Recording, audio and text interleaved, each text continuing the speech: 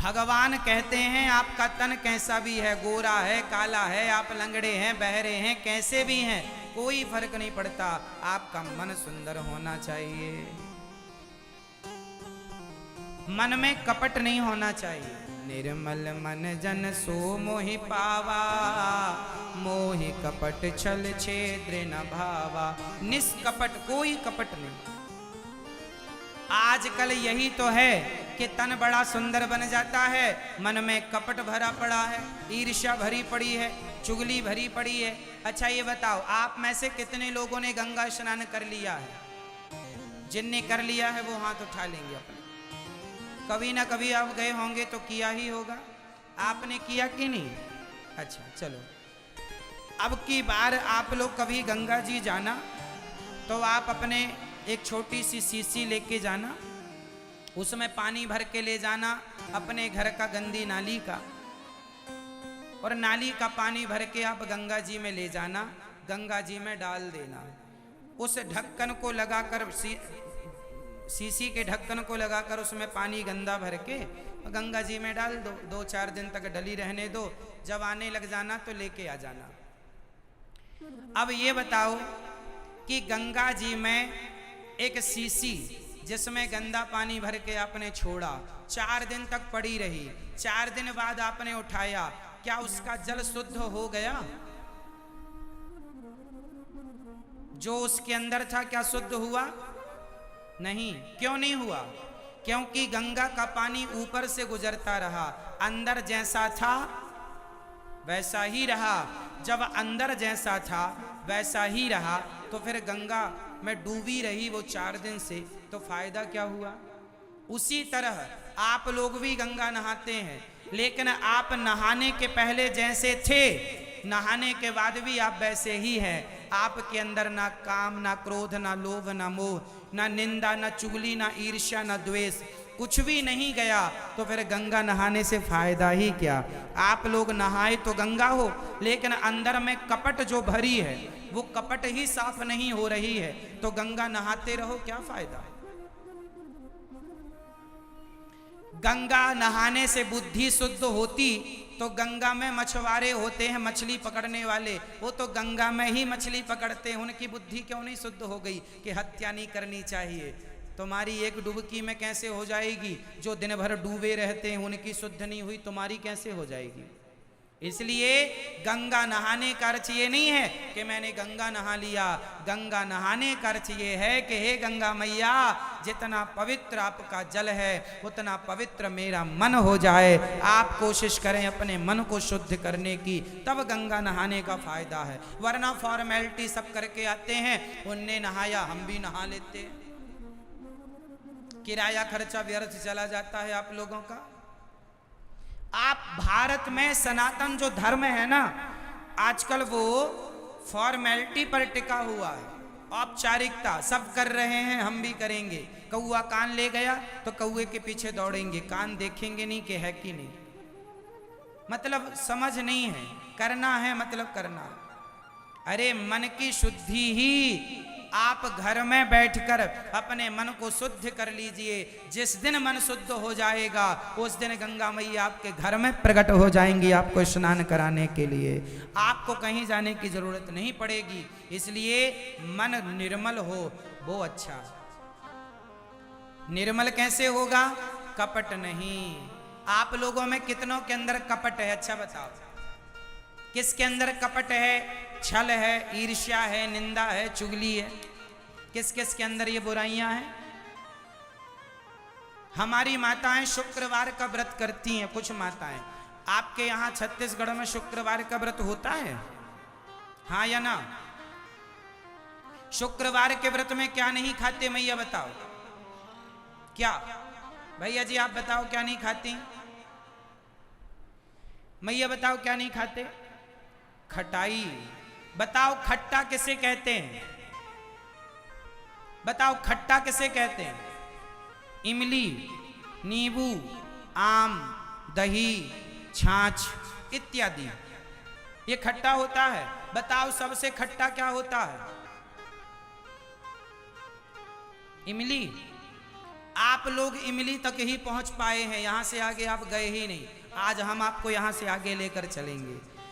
जो इमली होती है, जो नींबू होता है, यदि आप दूध में इमली डाल दें या नींबू निचोड़ दें तो इमली की खटाई और नींबू की खटाई केवल दूध को फाड़ती है। इमली के पास दूध को फाड़ने से ज्यादा ताकत नहीं है। इमली की खटाई हो या नींबू की हो या दही की हो, वो सारी खटाइयाँ केवल दूध को फाड़ती हैं। लेकिन एक खटाई ऐसी है जो भाई भाई के रिश्ते को फाड़ देती है, पति पत्नी के रिश्ते को फाड़ देती है। उस खटाई का नाम है कपट। जलु पय सरिस बिकाय, देखहु प्रीत किरीत भली, बेलग हों ही रस जाय, कपट खटाई परत पुनी। कपट की खटाई है जो आज देवरानी जेठानी में कपट है, पति पत्नी में, कुछ पति पत्नियों में कपट होता है। ये कपट आ जाए तो रिश्ते टूट जाते हैं, रिश्ते फट जाते हैं। नींबू इमली तो आपने छोड़ दिया, कपट करना नहीं छोड़ा, इसलिए किसी को संतोषी माता नहीं मिली, क्योंकि जो छोड़ना था वो छोड़े ही नहीं। आप जानते ही नहीं कि कपट खटाई कहते, आप तो इमली में ही लटकी रही बस। इमली तो छोड़ दिया आप लोगों ने, क्या कपट करना छोड़ा? नहीं।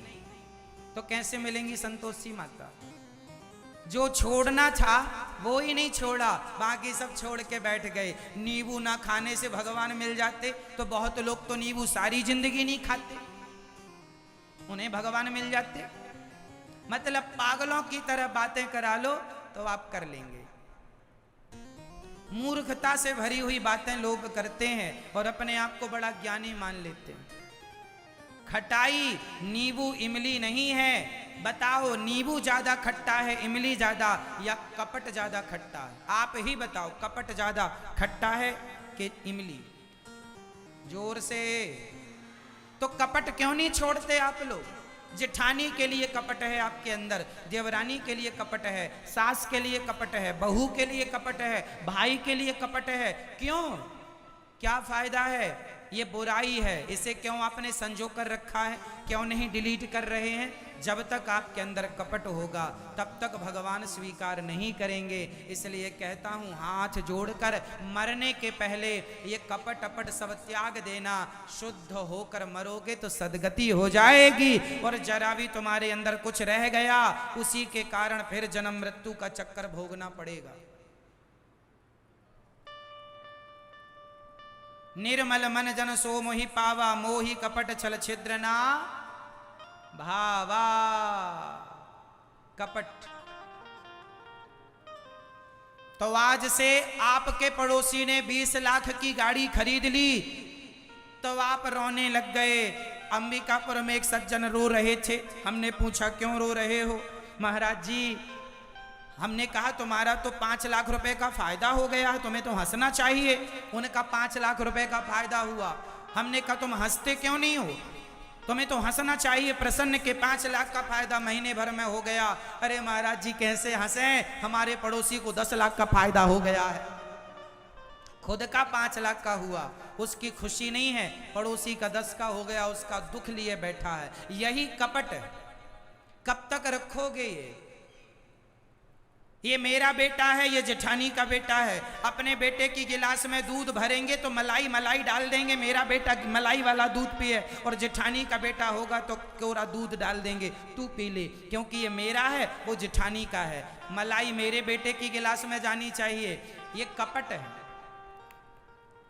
ये कपट है। मेरा पति खा रहा है तो घी में, रोटी में बढ़िया देसी घी चुपड़ दूंगी और देसी घी की रोटियां पति को दूंगी। और मेरा जेठ खा रहा है, देवर खा रहा है, अरे उसको तो बासा पुराना वाला जो खरीद का बाजार का घी था वही चुपड़ दिया कम, और जो घर में बनाया था वो पति के लिए। और जो ये कपट है। आप घर में बासमती चावल खाते हैं पर कोई भिखारी आ जाए तो टूटा फूटा मोटा 3rd क्वालिटी का चावल दे देते हैं। ये कपट है। उसके संग ये व्यवहार, उसके संग ये व्यवहार, यही कपट है। अरे सबको भगवान मानकर सबके साथ एक सा व्यवहार क्यों नहीं कर लेते आप लोग? व्यवहार एक सा कर लीजिए। हम ये नहीं कहते कि सबको, अब देखो सारे व्यवहार एक से नहीं हो सकते। अब आप कहेंगे महाराज जी फिर हम जो व्यवहार अपने पति से करते हैं क्या हर पुरुष से करें? ना, पति पत्नी का व्यवहार किसी से नहीं करना, परंतु अन्य जो व्यवहार है कि हम जो खाते हैं, आप कभी गौरी गोपाल आश्रम आना, वहाँ पर अन्न क्षेत्र चलता है, वही अन्न वही भोजन सब कोई खाता है। ये दास अनिरुद्ध जो खाता है वही मैं अपनी वृद्ध माताओं को खिलाता हूँ, और वही भोजन 20,000 लोग रोज भोजन करते हैं गौरी गोपाल आश्रम में। सबके लिए वही भोजन, वही क्वालिटी, जो चावल मैं खाता हूँ, जो रोटियाँ मैं खाता हूँ, वही भोजन मिलता है वहाँ सबके लिए।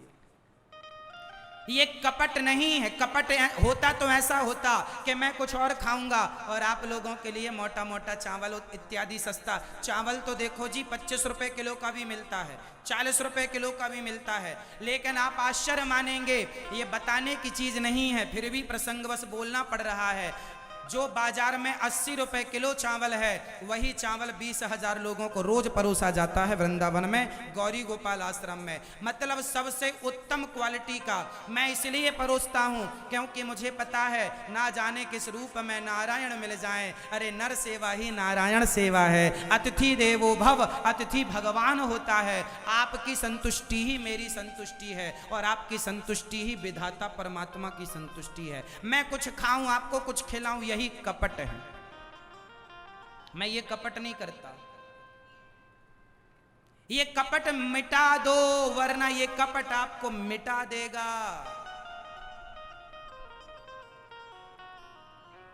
ना काहू से दोस्ती, ना काहू से बैर, कबीरा खड़ा बाजार में सबकी चाहे खैर। क्यों? कबीरा इस संसार में सबसे मिलियो धाए, ना जाने किस रूप में नारायण मिल जाए। पता नहीं कौन भगवान है। हर रूप का सम्मान करो, सबका सम्मान करो, सबका आदर करो। और ये जो कपट है आपके अंदर, बस मेरा ही मेरा हो, उसका कुछ ना हो, ये कपट त्याग दीजिए, बहुत हानिकारक है।